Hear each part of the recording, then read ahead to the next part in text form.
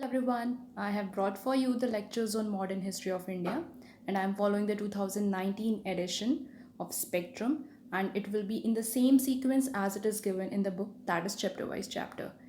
ये lectures आपके prelims and means perspective दोनों से हैं.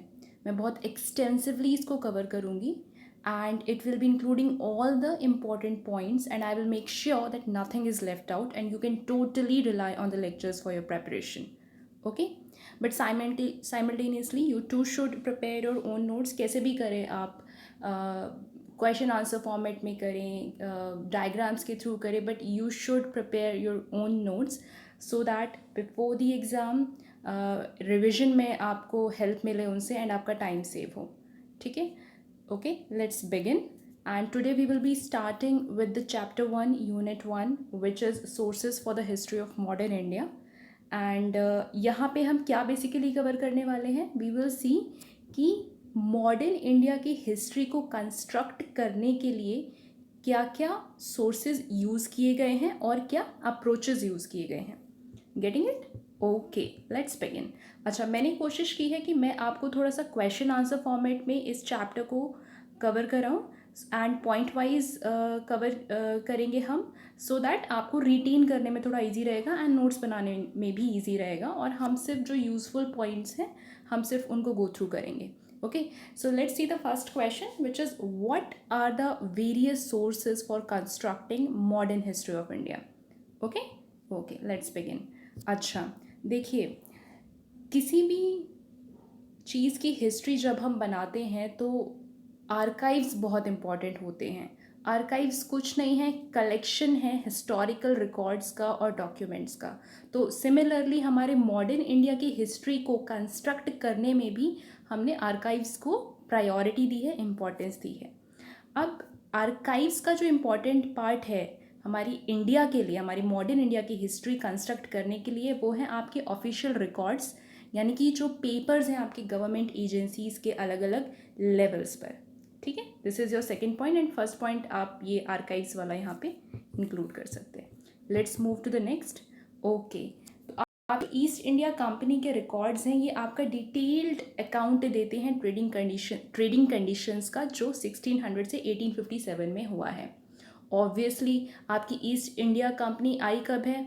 Now that you have to answer me in the comment section. आप मुझे प्लीज़ बताइए the exact year when the East India Company came to India, arrived in India. Obviously तो जब से east India company आई है और तब तक, जब तक उसका रूल तो मैं नहीं कहूँगी बट डोमिनेंस जब तक था इंडिया में एज अ ट्रेडिंग कंपनी, क्योंकि 1857 के रिवोल्ट के बाद क्राउन रूल आ गया था. ओके, तो ये जो पीरियड है आपका 1600 से लेके 1857 तक का, यहाँ पे हमने ईस्ट इंडिया कंपनी के रिकॉर्ड्स को यूज़ किया है. और इसके बाद जब 1857 रिवोल्ट के बाद 1858 में ब्रिटिश क्राउन ने टुक ओवर कर लिया था एडमिनिस्ट्रेशन को, तब हमने उनके रिकॉर्ड्स को यूज़ किया है and kept a large variety and volume of official records. Obviously ये एक एडमिनिस्ट्रेशन के रिकॉर्ड्स हैं, तो कहीं भी कोई भी गवर्नमेंट होती है, एडमिनिस्ट्रेशन है कोई भी, तो obviously they are going to maintain their official records. Agreed? Okay, let's move ahead. Then you have your records of the other European East India companies. अब सिर्फ एक EIC तो नहीं आई थी, आपको पता है पोर्चुगीज़ आए हैं, डच आए हैं, फ्रेंच आए हैं, राइट? तो इनके भी कुछ रिकॉर्ड्स होंगे. कैसे रिकॉर्ड्स होंगे? ट्रेडिंग रिकॉर्ड्स होंगे. तो इनके जो रिकॉर्ड्स हैं ये हमें बहुत यूज़फुल रहे हैं in constructing the history of the 17th and 18th centuries, क्योंकि यही वो पीरियड है when they came to India, right? And primarily ये इकोनॉमिक हिस्ट्री के व्यू पॉइंट से बहुत इंपॉर्टेंट है. इकोनॉमिक क्यों? क्योंकि ये ट्रेडिंग कंपनीज थी, दे वर ट्रेडिंग डिफरेंट आर्टिकल्स. ओके, तो इंडिया से क्या ट्रेड, क्या इंपोर्ट हो रहा है, क्या एक्सपोर्ट हो रहा है, वैल्यू क्या है, इस सब की जो हमें हिस्ट्री है वो इनके रिकॉर्ड से मिलती है. Next point, that is your fifth point, contemporary works. Contemporary works का मतलब है उस टाइम पर जो कंटेम्प्रेरी वर्क्स थे, उस टाइम के राइट जैसे कि मेमोइर्स कुछ नहीं होता, नाम से पता चल रहा है मेमोरी बेस्ड। कुछ भी आपने लेट्स से मैंने ही कुछ येस्टरडे मैंने कुछ एक्सपीरियंस किया एंड मैंने अपनी मेमोरी से आज उसको कहीं रिकॉर्ड कर दिया, राइट। तो अपनी मेमोरी से, अपने पर्सनल नॉलेज से मैंने कुछ अकाउंट दे दिया है, right. So those are memoirs. Similarly आपकी बायोग्राफीज़ होती हैं, ट्रैवल अकाउंट्स होते हैं, they give us glimpses into the history of the 18th and the early 19th centuries. Okay, next point, newspapers and journals, very important। ये 18th century के later part में appear हुए हैं India में। इससे पहले कोई as such official प्रिंटिंग नहीं हो रही थी, या मैं ये कहूँ मेरे ख्याल से प्रिंटिंग हो ही नहीं रही थी। वो हम आगे देखेंगे कि, चलिए मैं आपको यहीं बता देती हूँ। जो आपका सबसे पहला न्यूज़पेपर इंडिया में पब्लिश हुआ था that was Bengal Gazette. Okay, इसके बारे में हम अभी आगे डिटेल में पढ़ेंगे। तो यहीं पे लिखा हुआ है ये चीज़ कि 18th सेंचुरी के लेटर पार्ट में न्यूज़पेपर्स और जर्नल्स आपके सिनेरियो में आ रहे हैं। तो ये भी आपको कुछ वैल्यूएबल इन्फॉर्मेशन देंगे। किसके बारे में? इंडियन सोसाइटी के बारे में obviously, again. Okay, this is your 6th point.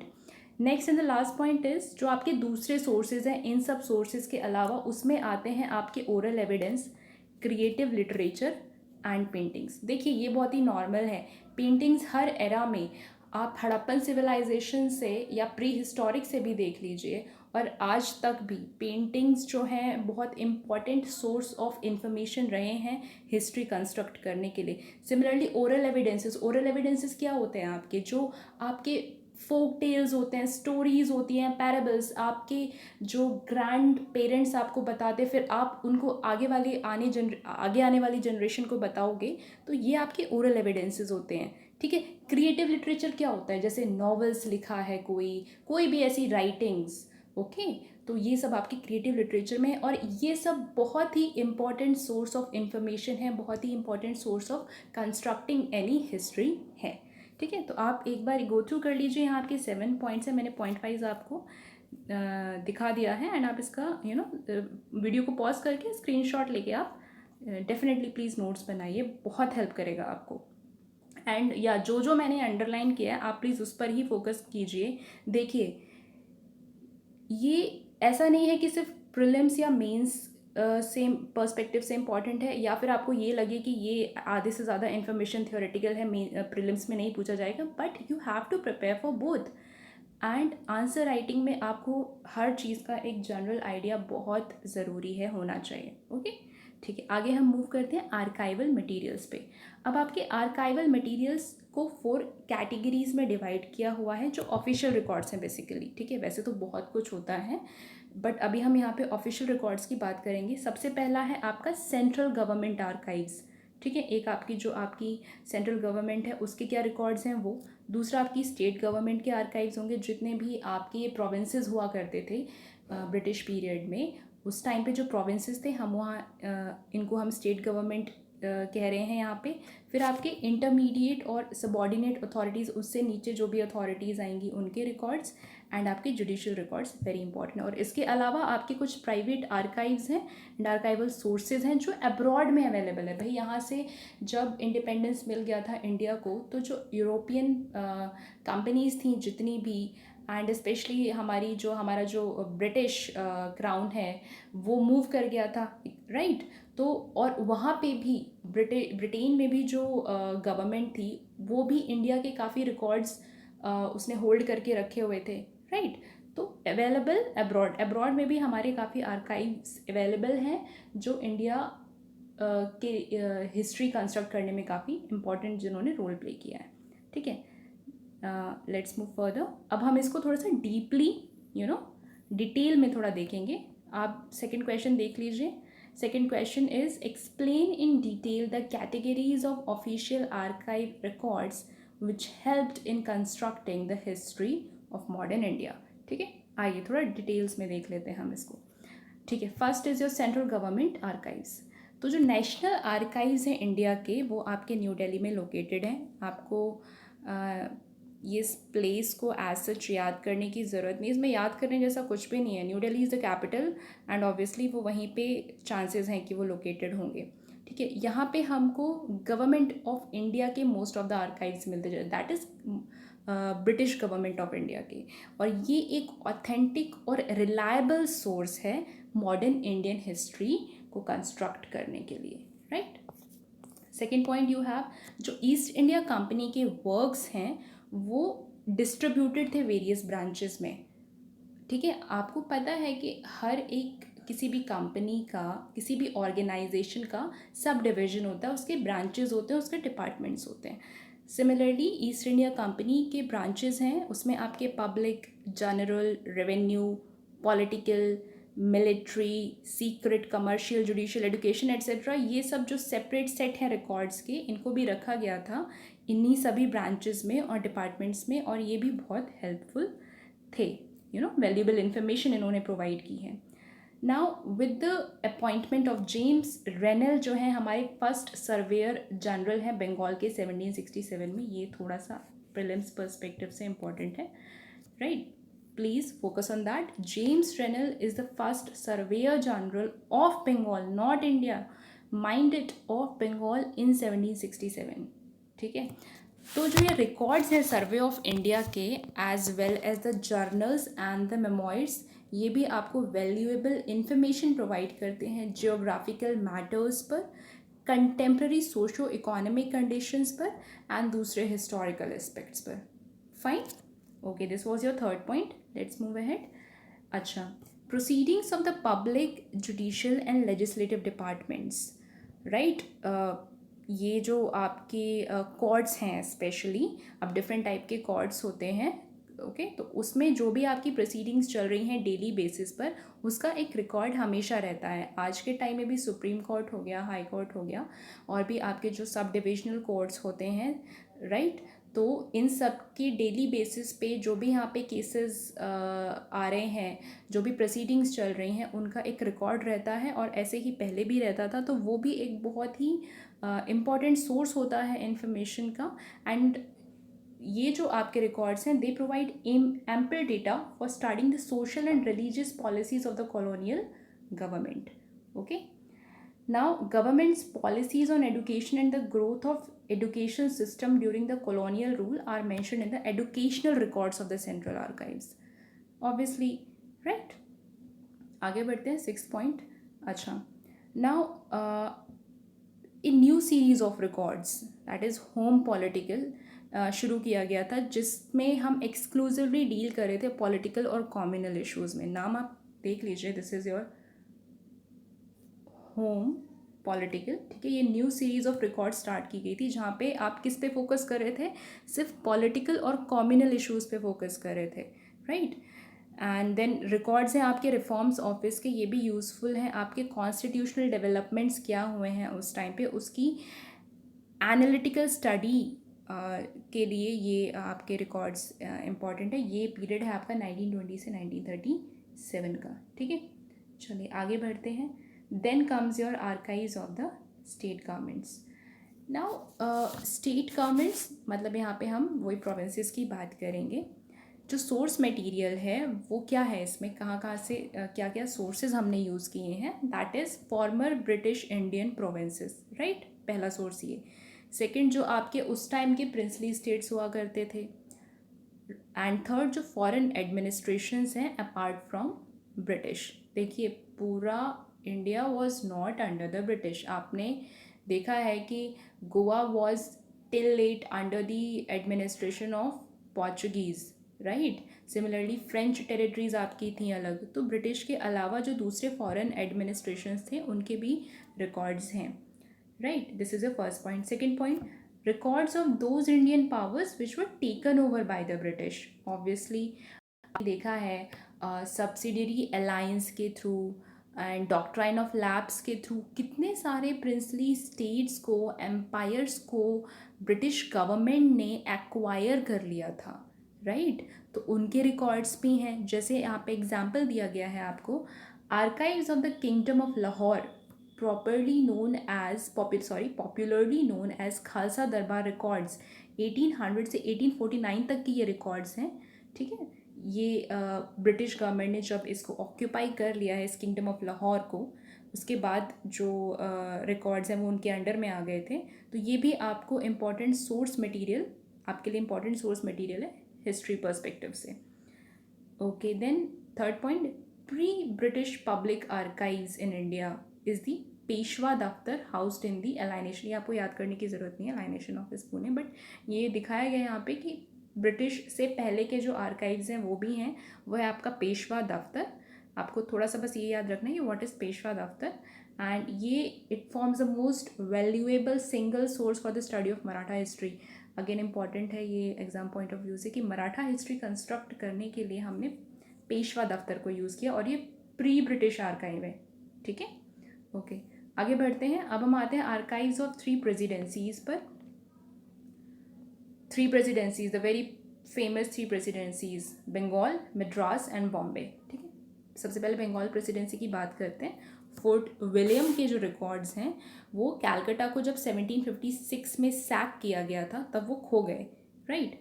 But Bengal presidency के आर्काइव्स, जब बैटल ऑफ प्लासी हुआ है, विक्ट्री हुई है प्लासी में ब्रिटिश की, उसके बाद के जो रिकॉर्ड्स हैं वो सरवाइव कर गए हैं। तो वो कुछ रिकॉर्ड्स हैं हमारे पास, और ये नेशनल आर्काइव्स ऑफ इंडिया में अवेलेबल हैं, और कुछ state archives of West Bengal में अवेलेबल हैं।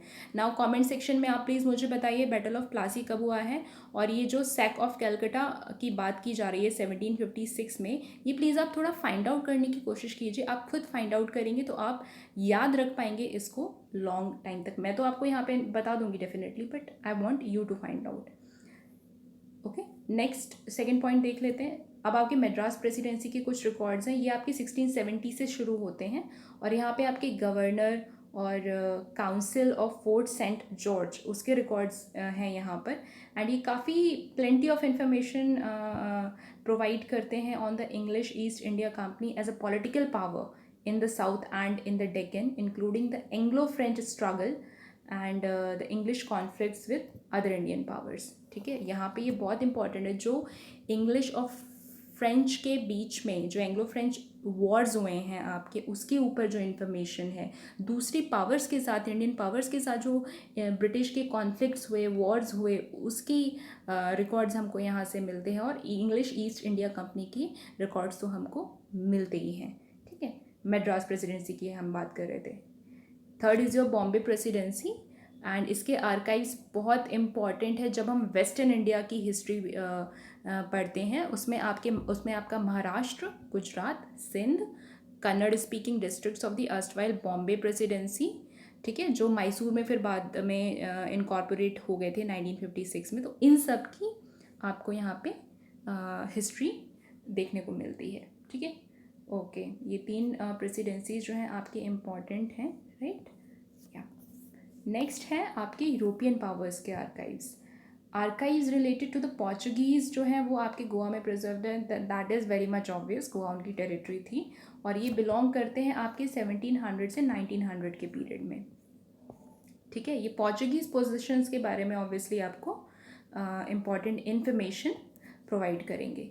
Then you have your Dutch records, Cochin और मालाबार के, कोचीन आपका जो कोची है, ठीक है, और मालाबार के रिकॉर्ड्स आपको डच के थ्रू मिलते हैं, डच रिकॉर्ड्स में मिलते हैं इनकी इन्फॉर्मेशन। सिमिलरली आपका जो चंदरनगर और पौंडीचेरी है, इसके आपको इन्फॉर्मेशन फ्रेंच आर्काइव्स में मिलती है। ठीक है, वो अलग बात है कि ये पेरिस में इनको ले जाया गया था इन आर्काइव्स को। ठीक है, then you have archives of the Danish possessions. ये भी बाद में कोपेनहेगन ट्रांसफ़र कर दिए गए हैं जब डेन्स ने ट्रांक्वेबार और सिरामपुर को इंग्लिश ईस्ट इंडिया कंपनी को 1845 में सेल कर दिया था। वेरी वेरी इंपॉर्टेंट, आप ये यहाँ पे बिल्कुल क्रैम कर लीजिए कि 1845 में डेन्स ने ट्रैंक्वेबार और Serampore English East India company को सेल कर दिया था। ओके, अब कोपेनहेगन क्या है प्लीज़ ये भी आप फाइंड आउट कीजिए खुद। एंड मैं आपको ट्रैंक्वेबार और सिरामपुर बता देती हूँ। ट्रैंक्वेबार जो है वो तमिलनाडु में है, एंड सिरामपुर आपका बंगाल में है। ठीक है, ओके, लेट्स मूव अहेड। और जो आपके बाकी के डेनिश रिकॉर्ड्स हैं वो भी ये तो चलो आपके वो कोपेनहेगन ले गए, बाकी के लेकिन हमारे इंडिया में प्रेजेंट है, मद्रास रिकॉर्ड ऑफिस में हाउस्ड है। आगे बढ़ते हैं, आपके जुडिशल रिकॉर्ड्स पे आते हैं। जुडिशल रिकॉर्ड्स में आपके जो जितने भी कोर्ट्स थे उस टाइम पर फंक्शनिंग कर रहे थे, उन सब के रिकॉर्ड्स की उन सब के प्रोसीडिंग्स की रिकॉर्ड्स हैं आपके पास। तो आर्काइव्स हैं आपके mayor's court at Fort Saint George, जो 1689 से शुरू हो रहे हैं, और ये आपके अर्लीस्ट अवेलेबल जुडिशल आर्काइव्स हैं। ठीक है, उसके बाद आते हैं हम प्री प्लासी रिकॉर्ड्स हैं आपके mayor's court at Fort Williams, ये खो गए हैं। लेकिन ये जो पीरियड है आपका सॉरी 57 से 73, 1757 से 73, ये आपके हैं अभी भी। Okay okay, let's move ahead. Apart from containing the proceedings and minutes, minutes क्या होता है आपका? मिनट्स कुछ नहीं है, आप कोई मीटिंग चल रही है, आपने मूवीज़ में देखा होगा, एंड वहाँ पे 10-12 पीपल आर सिटिंग, बट एक person will be sitting, and जो सब लोग मीटिंग में डिस्कस कर रहे हैं वो उसको जल्दी जल्दी लिखता जाता है। तो मिनट्स उन्हें कहते हैं, वो जो आप ऑन द स्पॉट जो नोट्स बनाते हैं, दोज आर कॉल्ड मिनट्स। तो प्रोसीडिंग्स और मिनट्स के अलावा ये जो जुडिशियल रिकॉर्ड्स हैं आपके, इसमें copies of wills, probates, letters of administration, ये इम्पॉर्टेंट है। देखो विल्स में क्या होता है, विल्स वही होती है ना जो जायदाद की जो आपकी प्रॉपर्टी है उसको कैसे कैसे डिस्ट्रीब्यूट किया जाएगा, उसका रिकॉर्ड होता है। तो इन सब से हमको एक जीनियोलॉजिकल इंफॉर्मेशन मिलती है। किसी भी लेट्स से मैं कहूँ कि किसी फैमिली के बारे में आपको उसकी जीनियोलॉजी पता चल जाएगी, राइट? तो ये बहुत इम्पॉर्टेंट है, वो इंफॉर्मेशन प्रोवाइड करते हैं। And investigations pertaining to the state of society and economic conditions. देखिए, प्रोसीडिंग्स जो भी होती हैं कोर्ट्स में, जो भी केसेस लड़े जाते हैं, वो सिर्फ कोई एक लीगल मैटर नहीं है, उसके थ्रू आपको दूसरी इन्फॉर्मेशन भी मिलती है। अगर एक पीजेंट है, फार्मर है, वो किसी रिच ज़मींदार के साथ केस लड़ रहा है, एंड केस है लेट से कि ज़मींदार ने उसको जो है उसकी लैंड से उसकी लैंड को ऑक्यूपाई कर लिया है। क्यों? क्योंकि वो रेंट नहीं दे पाया। अब इससे आपको ये पता चलता है, इससे आपको पीजेंट्स और फार्मर्स की कंडीशंस के बारे में पता चल रहा है, उनकी सोसाइटल कंडीशन के बारे में पता चल रहा है। तो ये कुछ ऐसी इन्फॉर्मेशन है जो इनडायरेक्ट इन्फॉर्मेशन है, और जो हमें इन रिकॉर्ड्स के थ्रू मिलती है। तो again this is also important. Okay, probates आपके कुछ नहीं होते। प्रोबेट्स आपके जो हैं, कोई विल है और अगर उसको ऑफिशियली आपने प्रूव कर दिया है, उसको एक लीगल बैकिंग मिल गई है, तो वो आपके प्रोबेट्स होते हैं। ठीक है, तो ये छोटी छोटी चीज़ें हैं जिन्होंने काफ़ी वैल्यूएबल, भले ही छोटी चीज़ें हैं बट काफ़ी वैल्यूएबल इन्फॉर्मेशन प्रोवाइड किया, एंड इम्पॉर्टेंट सोर्स है for making of the history of India.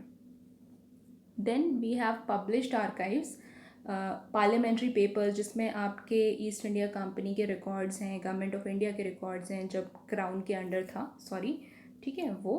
And then you have reports of the parliamentary select committees.